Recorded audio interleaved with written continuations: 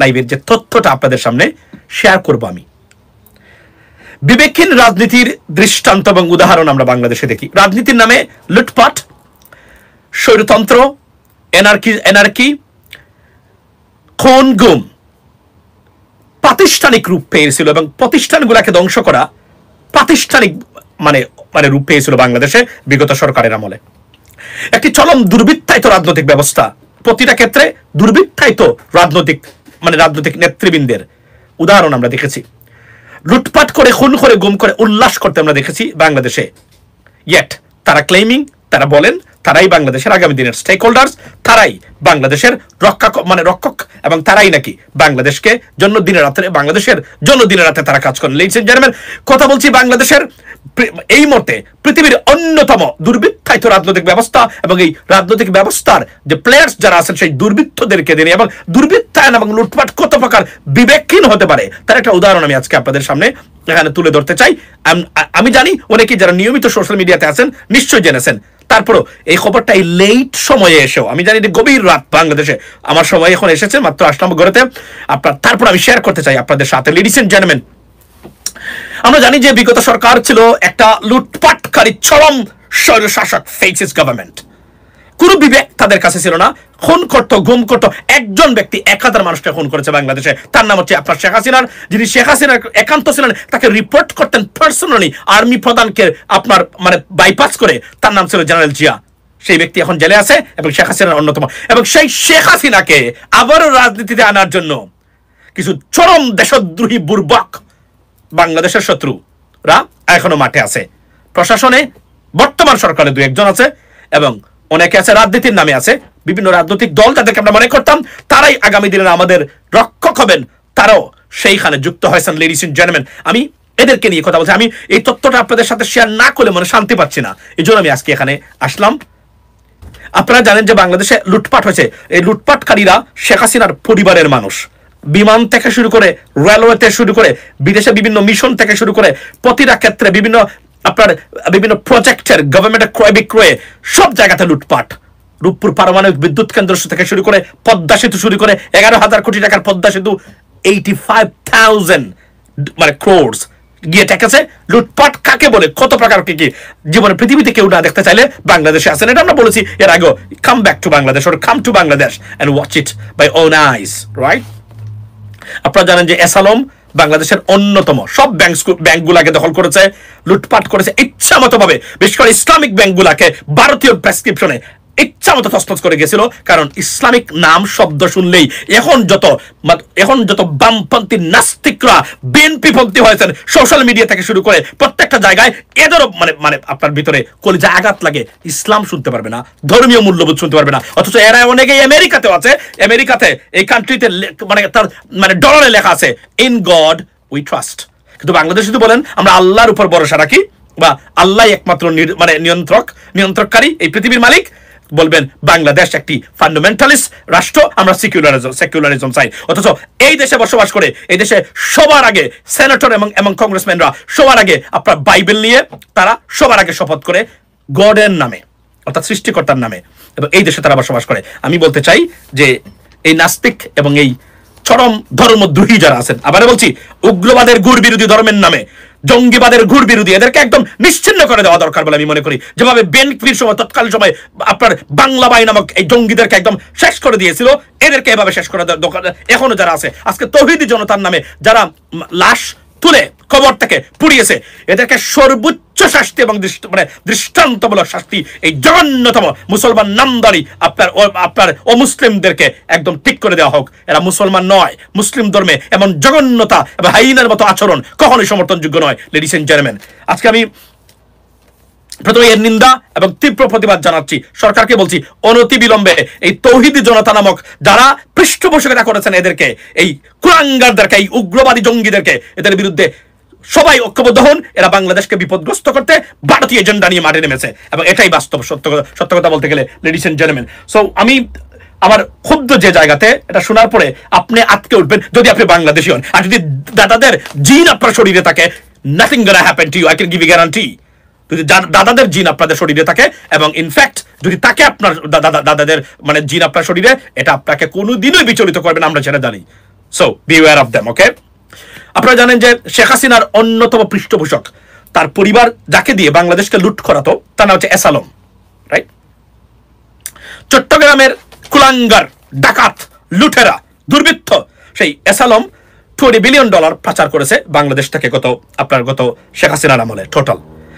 এবং বাংলায় যার যে পরিমাণ হলো 2,40,000 কোটি টাকার মতো, 2,40,000 কোটি টাকার মতো। এবং এই 2,40,000 কোটি টাকা আমরা যদি টাকায় ওজন করি, তাহলে 1,000 মানে টাকার নোট যদি ধরি, তো প্রতিটা 1,000 টাকার নোট ওজন হলো 1 গ্রাম। 1 গ্রাম, তাহলে 1 গ্রাম যদি হয়, তাহলে 2,40,000 মানে এই 1,000 কোটি টাকার 1,000 টাকার নোট হতে গেলে তার ওজন হবে টোটাল 2,396 টন। বুঝার চেষ্টা করবেন, সে যে পরিমাণ টাকা বানিয়েছে, যদি 1,000 টাকার নোট আমরা ধরে হিসাব করি, তার টাকার পরিমাণ 1,000 টাকার নোট যে পরিমাণ নোট হবে, সেই পরিমাণ নোটের ওজন হবে 2,396 টন। দেখুন হিসাবটা কিভাবে বের করা হয়েছে। যিনি বের করেছেন ধন্যবাদ দিই তাকে আমরা, আনবিলিভেবল। উনি বলছেন একজন সুস্থ মানুষ আপনার প্রতিবেলা 700 থেকে 800 গ্রাম খাবার খায়, গড়ে 2 কেজি ওজনের খাবার খায় একজন অ্যাডাল্ট। আমরা এখন এই এস আলমকে যদি তার যে টাকা সে লুটপাট করেছে, এটা যদি সে প্রতিদিন 1,000 টাকার নোট ওজন করে খায়, তাহলে প্রতিদিন 2 কেজি করে যদি 1,000 টাকার নোট খায়, এটা একটা মানে হাইপোথেটিক্যাল, মানে একটা সিম্বলিক মিনিং বোঝানো হচ্ছে। তাহলে তার এই টাকা, এই ওজন যে পরিমাণ টাকা সে লুটপাট করেছে, এটা 2 কেজি প্রতিদিন করে যদি 1,000 টাকার নোট খায়, তাহলে তা শেষ করতে তার লাগবে 3,280 বছর। Can you imagine that? Can you imagine this? মানে যে পরিমাণ টাকা সে লুট করেছে বাংলাদেশ থেকে, 2 কেজি করে যদি প্রতিদিন এই টাকা 1,000 টাকার নোট হিসাবে যদি খায়, তাহলে 3,280 বছর লাগবে এস আলমের এই টাকাটা খেতে 2,000। এবং 2 কেজি ওজনের মানে 2 কেজি যদি 1,000 টাকার নোট 2 কেজি হলে কত টাকা হয়, মানে কত টাকা প্রতিদিন সে খায়, 2 কেজি করে খাইলে কত টাকা সে খাচ্ছে, হিসাব করেন আপনারা। Can you imagine that? এই ধরনের রাজনীতিবিদরা এখনো নাকি বাংলাদেশে প্রয়োজন, এই দুর্বৃত্তদের এখনো নাকি বাংলাদেশে প্রয়োজন। এদেরকে নাকি আনতে হবে। বাংলাদেশ আওয়ামী লীগ ছাড়া, শেখ হাসিনা ছাড়া নাকি বাংলাদেশ চলবে না। এই দুর্বৃত্তরা মানে যারা বাংলাদেশের সহযোগীরা এখনো আছেন, যাদেরকে আমরা মনে করি আগামী দিনে রক্ষা কবচ, এরও আছে বাংলাদেশে। এই হলো আপনাদের রাজনীতিবিদ, এবং এদেরকে সাপোর্ট দেন। দুর্বৃত্তায়িত রাজনৈতিক ব্যবস্থার display, what a display of a serious, reckless, graceless political system on this planet, ladies and gentlemen. You have never seen anywhere else. We haven't seen anywhere. This is unbelievable. এই রাজনৈতিক ব্যবস্থা আপনি দেখেন ডাকসু নির্বাচনে আজকে, ডাকসু বা ঢাকা বিশ্ববিদ্যালয়, এটা কি রাজনৈতিক প্রতিষ্ঠান, প্রেস ক্লাব, নাকি একটা শিক্ষা প্রতিষ্ঠান? We don't know. যে ধরনের রাজনীতি, পড়ালেখার বাইরে রাজনীতি নিয়ে মানুষ এমন ভাবে আপনার অবস্থা, মনে হচ্ছে পৃথিবীর কোথাও ছাত্র সংসদ নির্বাচন, আমরা ইউনিভার্সিটিতে পড়ালেখা করি নাই, দেশে বিদেশে আমরা 2-3টা দেশের পৃথিবী বিখ্যাত দূর দেশের ইউনিভার্সিটিতে যাওয়ার সুযোগ হলো, কই আমরা তো ছাত্র সংসদ নির্বাচনের নামে এমন জঘন্যপনা দেখলাম না। মানে যেভাবে প্রচারণা, মনে হচ্ছে ডাকসু বিপি হবেন, উনি আগামীতে বাংলাদেশের প্রধানমন্ত্রী এবং সে বাংলাদেশের মালিক।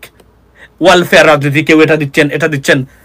This is wrong politics, destructive politics. Guys, we're going to get out of this mess.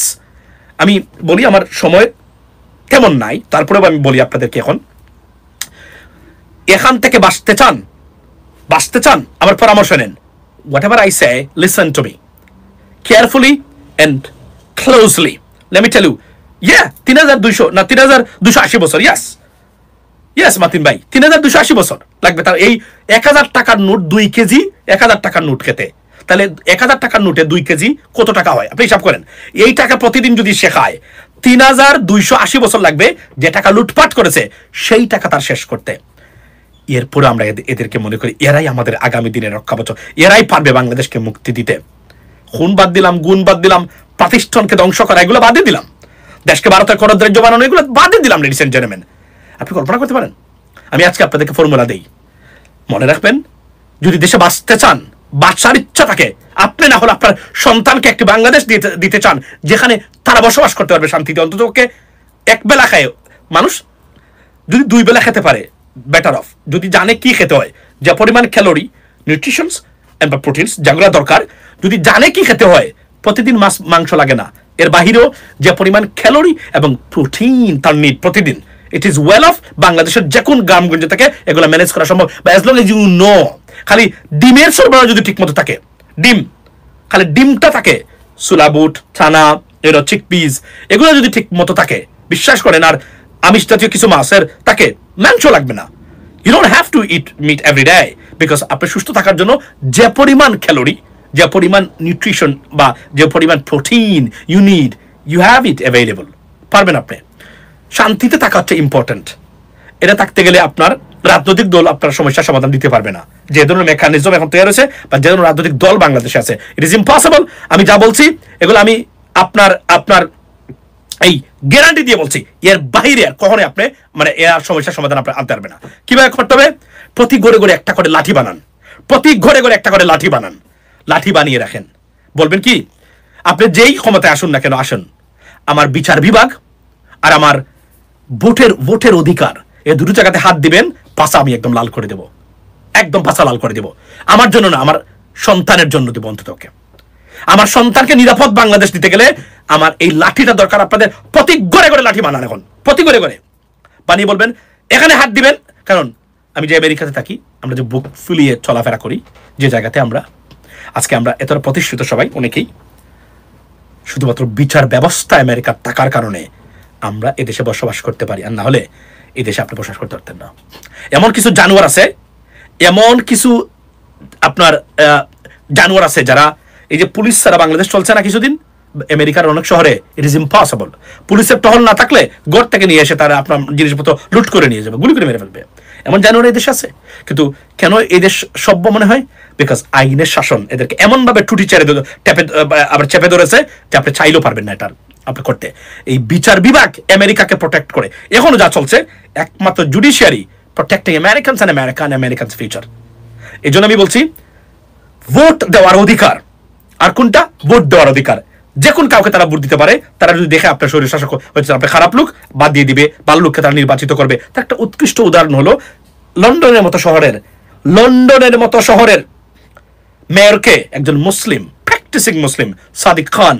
New York শহরের মেয়রকে হচ্ছেন এখন মামদানি, অথচ এটা একজন প্র্যাকটিসিং মুসলিম। যদি এটা তুলপার সৃষ্টি হচ্ছে, তারা মেনে নিতে পারতেছে না অনেকেই। ওয়াই? বিকজ ডেমোক্রেসি ঠিক থাকার কারণে, ভোটের অধিকারটা শুধুমাত্র, আর বিচার বিভাগ ঠিক থাকার কারণে এই দেশটাতে এই ঘটনাগুলা ঘটতেছে আপনার।